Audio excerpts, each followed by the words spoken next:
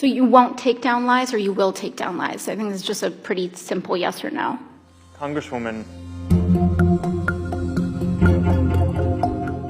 you announced recently that the official policy of Facebook now allows politicians to pay to spread disinformation in 2020 elections and in the future. So I just want to know how far I can push this in the next year.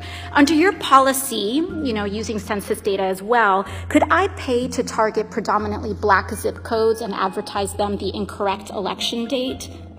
no, Congresswoman, you couldn't. We have, even for these policies around the newsworthiness of content that politicians say, and the general principle that I believe that... But you said you're not going to fact check my ads. We have, if anyone, including a politician, is saying things that can cause, that is calling for violence, or could risk imminent physical harm, or voter or census suppression when we roll out the census suppression policy, we will take that content down. So you will...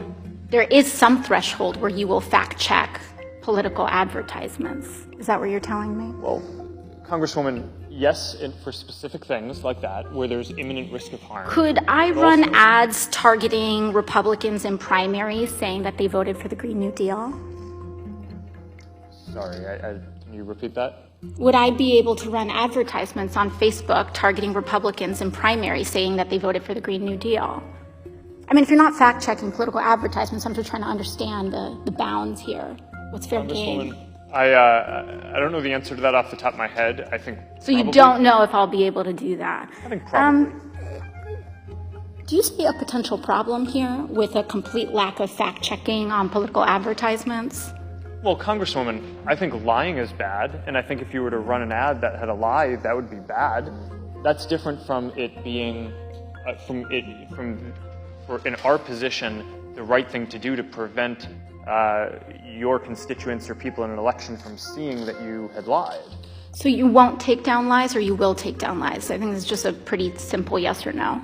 Congresswoman, I'm not talking about spin. I'm talking about actual yes, in most cases, in a democracy, okay. I believe that people should be able to see for themselves what politicians that they may or may not vote for so are you saying, won't take judge them their down. character for themselves. So you won't take, you may flag that it's wrong, but you won't take it down.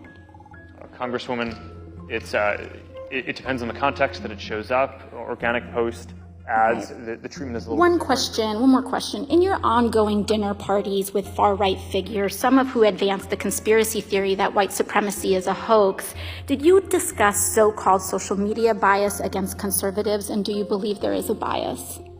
Congresswoman, so I don't remember everything that was in the question. That's all right. I'll move on. Can you explain why you've named the Daily Caller, a publication well documented with ties to white supremacists, as an official fact checker for Facebook? Congresswoman, sure. We actually don't appoint the independent fact checkers. They go through an independent organization called the Independent Fact Checking Network that has a rigorous standard for who they allow to serve as a fact checker. So you would say that white supremacist tied publications meet a rigorous standard for fact checking? Thank you. Congresswoman, I would say that we're not the one assessing that standard. The International Fact Checking Network is the one who is setting that standard.